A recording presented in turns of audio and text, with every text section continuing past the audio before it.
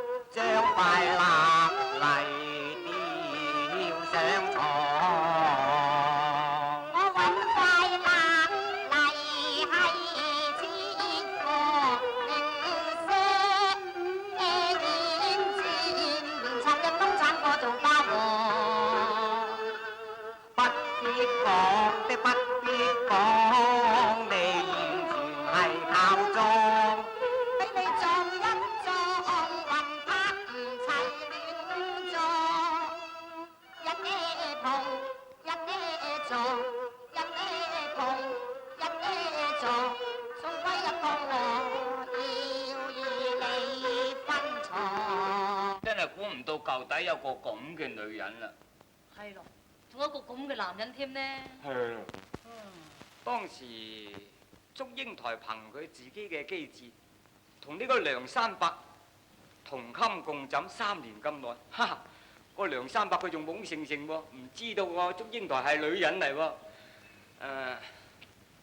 我都講到口都乾啦喂，唔啱你講埋落去啊！我贊成。係咯，應該輪到新新抱講啦。咁佢哋一路過咗3年咁耐，有一日佢接咗一封家書，話佢個老豆病。